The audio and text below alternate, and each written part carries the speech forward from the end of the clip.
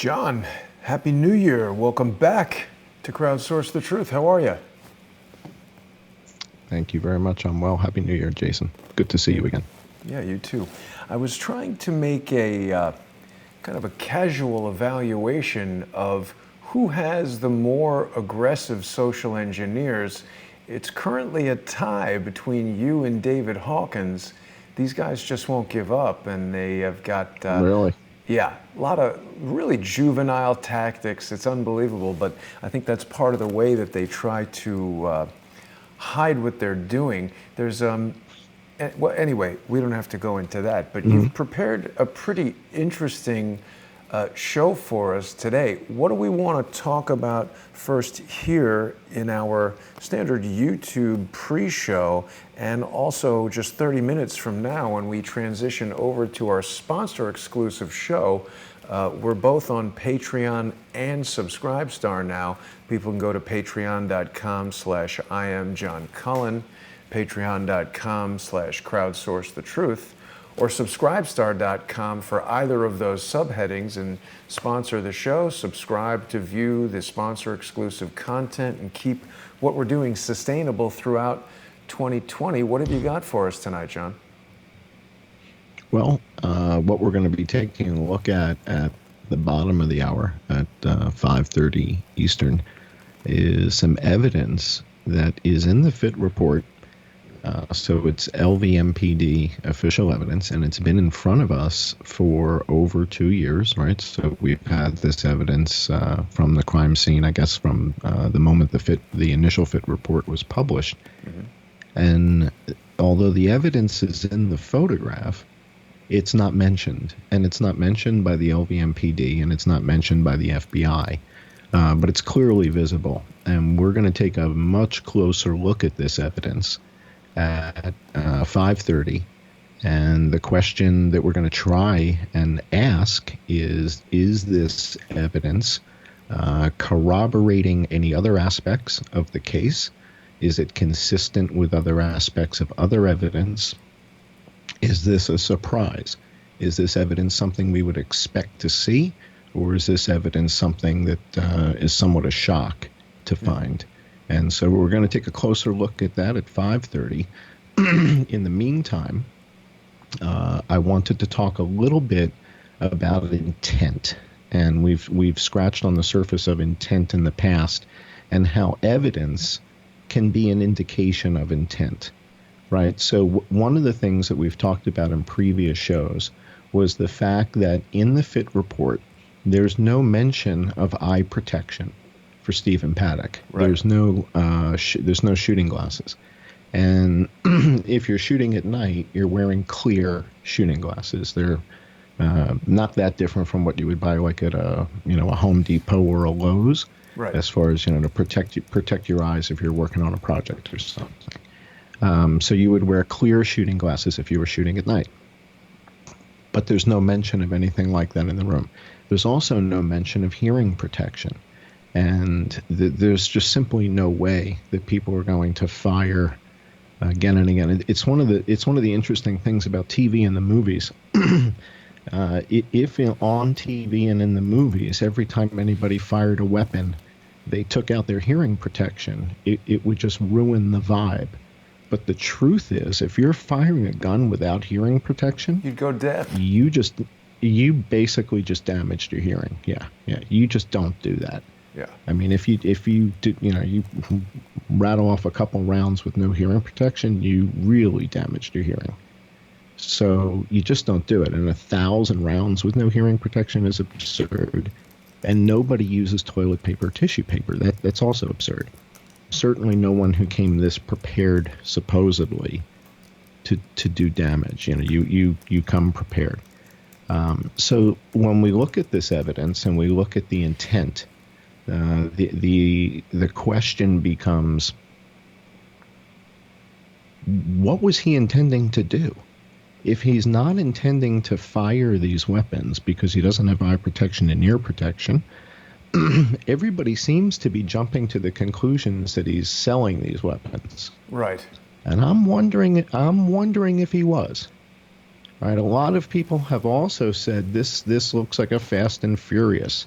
And I see a lot of that kind of comment in other places on other YouTube channels where people talk about, was this guy doing, he was working with the FBI or the CIA and he's connected to this other plane that crashed in Yorba Linda, and all these guys are running guns for the CIA and all this other stuff.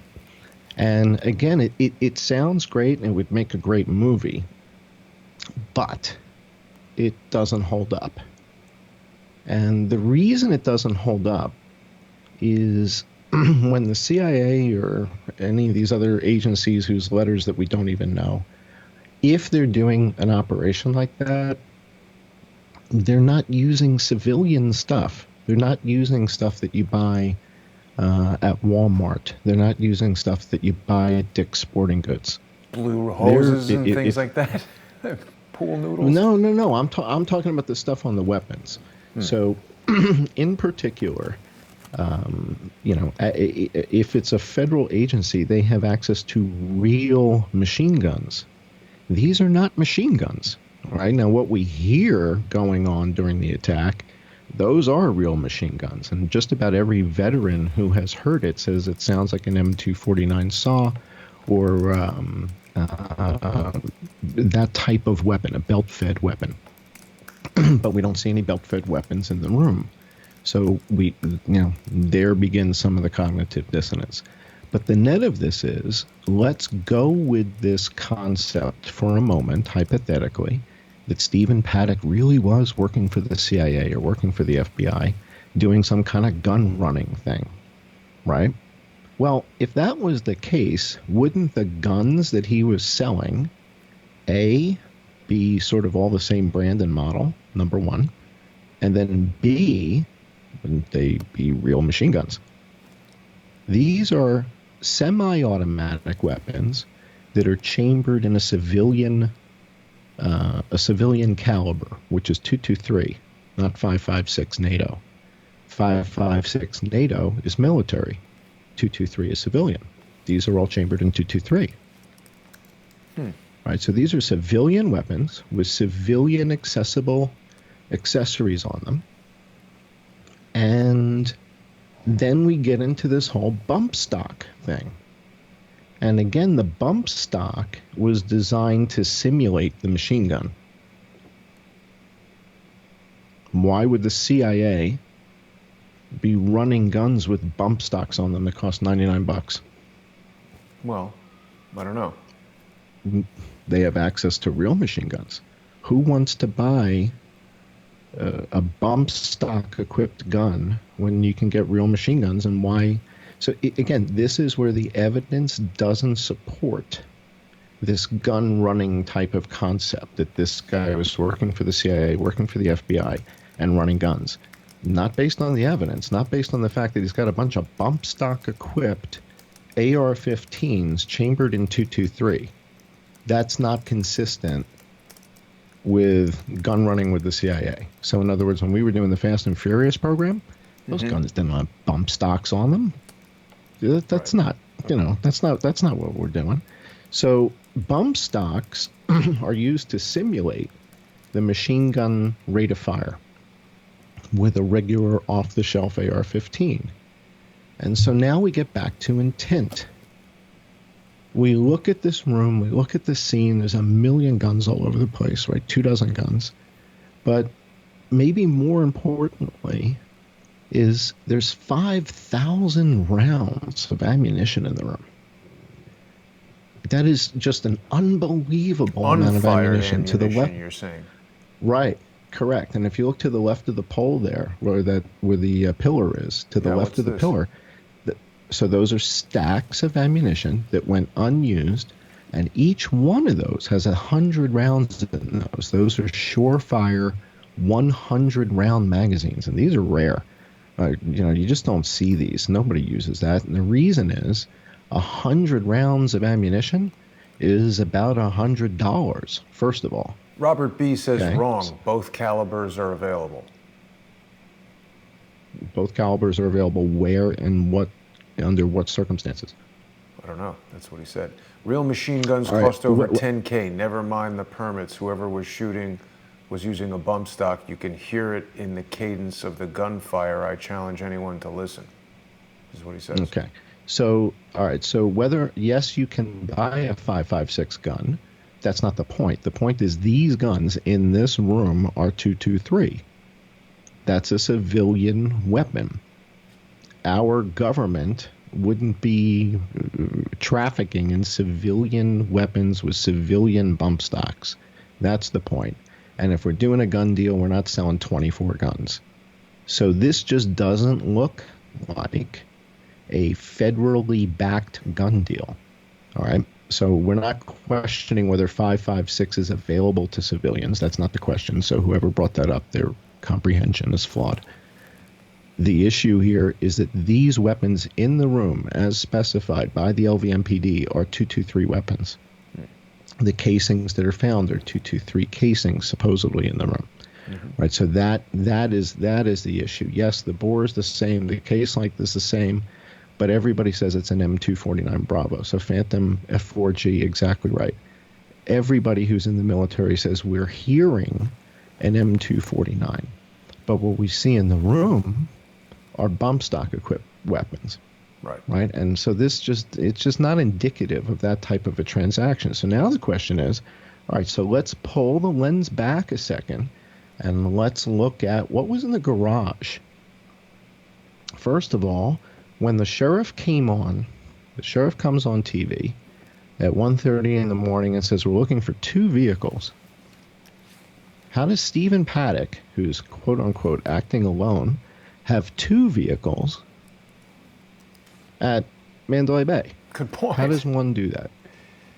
All right, so immediately at 1:30 in the morning, they know that they're looking for 2 vehicles, but one of the vehicles is a minivan.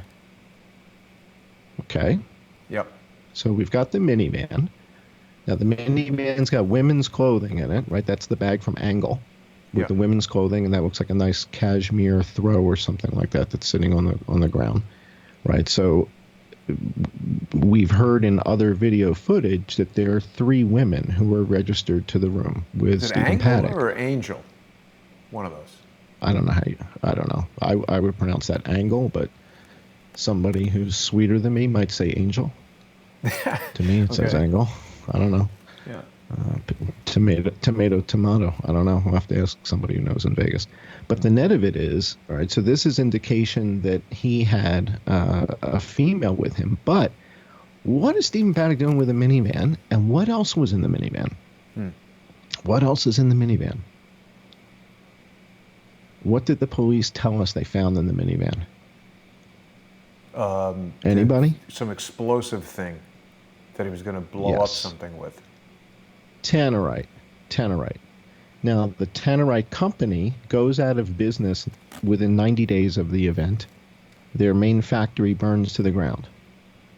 Wait, whose factory burned to the ground? Tannerite. The Tannerite factory burned to the ground less than 90 days after the event, and they're out of business. Wow. So Tannerite is a company, not an explosive? Tannerite is both the name of the company and the explosive. Huh. Well, so Robert B. is saying that 223 and 5.56 are interchangeable. He used M249 and M240 in his service, and that was no M240. I mean, I think he's focused on his point, but you're trying to build a hypothesis. Something I want everybody to kind of accept for a moment is that when we're not the FBI, we don't have the ability to go around questioning witnesses and subpoenaing evidence and pulling these things. We're looking through a keyhole here. So Robert B., I appreciate your service and I appreciate your insights. And again, Robert, we're working on a hypothesis. Robert is saying, right, so what Robert is saying is that 223 and 5.56 are interchangeable. And what that means is I can put a 223 round into a 5.56 weapon and I can fire it. I think Robert's missing the point. The point is that the weapons in the room are 223 weapons. It doesn't mean that they're not interchangeable, but on the side of the gun, it has a caliber etched in it, and it says 223. That makes it a civilian weapon. Right, and so you're saying if we were doing a Fast and Furious type thing, those guns would come from some military store. of guns, and Right, that and they would would say be 5.56. They would say 5.56 NATO. They would have 3-round burst groups or fully automatic fully automatic fire triggers on them. It wouldn't be semi-automatic Well, wait a minute. See, 223 now, weapons. That's the now point. Robert, I think, is Right. is on to what you're getting towards, which is that he has said something I knew nothing about. A lot of gun enthusiasts buy tannerite in bulk. So this is for people to just have a better picture, John, of how you and I and most of the guests on Crowdsource the Truth work. We generally have a phone conversation the day of the show where we sort of discuss what the general topic will be. And I tend to tell the guests not to tell me too much so that we can have this discovery during the show. But That's right. Robert B. has brought up something that I knew nothing about, which is a big focus of what we're going to be talking about in just about 15 minutes when we begin the sponsor exclusive show on patreon.com/IamJohnCullen, patreon.com/crowdsourcethetruth, and subscribestar.com for both of those. So I think that Robert B. is very knowledgeable about guns, and we're going to learn some more about tannerite, at least I am.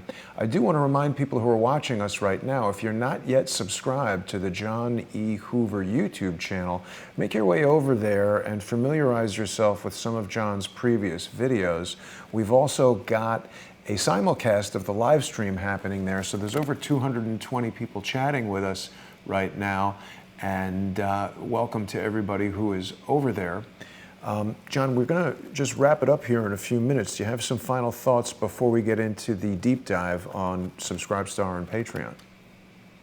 Sure. Why don't we, since you're on YouTube, why don't you see if you can pull up a YouTube video of tannerite? Let's see if we can see tannerite in action so that people have a sense of what might Stephen Paddock have been doing with 100 pounds of tannerite in his minivan. Right. And I didn't know anything about this. I've never owned a gun. I've only ever shot like whatever those things are you shoot a clay pigeon with. A 12-gauge shotgun is the only thing I've ever shot. So this looks like a dude who's getting ready to shoot something, the big boom. Now, we got to be careful not to run too much of his video here because he could strike it. What is it that they're going to do? They're going to blow something up with tannerite? I imagine so. You picked the video. Boom. There it looks like it. Okay, so they're just shooting things to get a big explosion is the purpose of tannerite.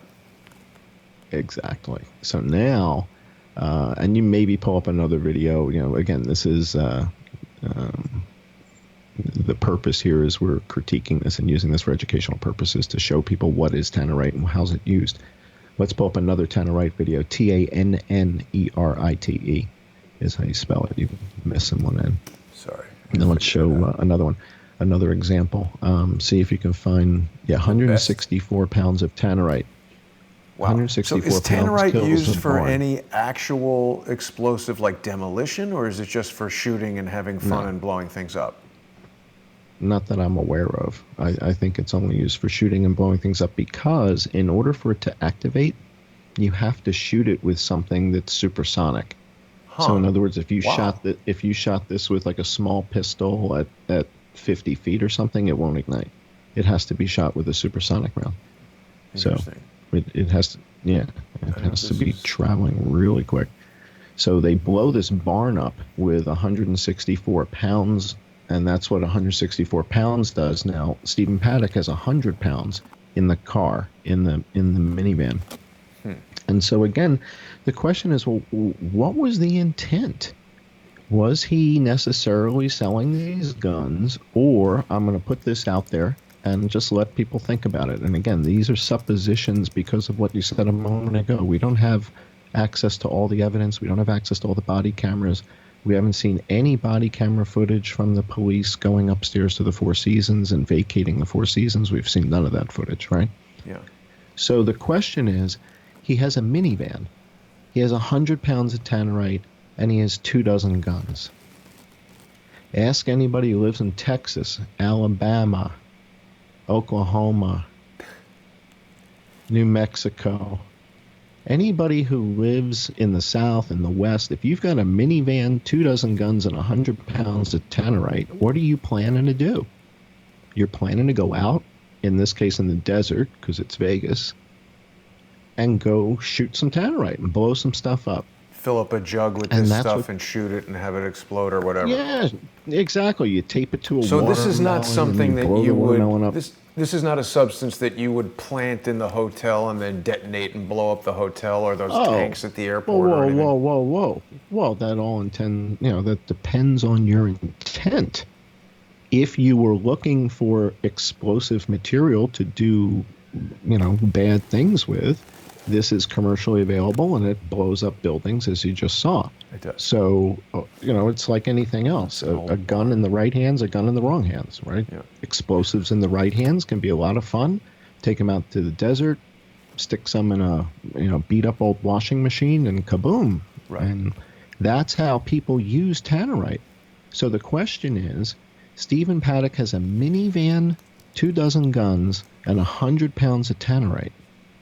To most people that are familiar with tannerite and weapons, it looks like he's getting ready to take some people out to the desert shooting. That's what it looks like. Now, Right. I'm not saying that's what's happened, but that's what it looks like. A minivan, 100 pounds of tannerite, 24 guns. What does Stephen think he's doing? Where does he think he's going? And why does he have 2 vehicles there? Right. Okay, with that, we're going to have to wrap it up here because we're getting very, very close to our sponsor exclusive show. I do want to remind everybody that both John and I are on Subscribestar in addition to Patreon. So if people are looking for an alternative to Patreon, you can make your way over to subscribestar.com, look for I Am John Cullen, and subscribe to John on Subscribestar.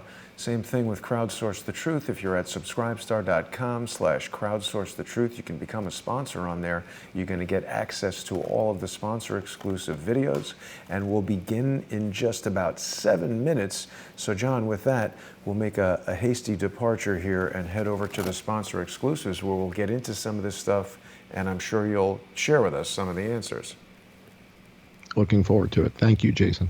And thanks Thank you, everybody everybody. for watching.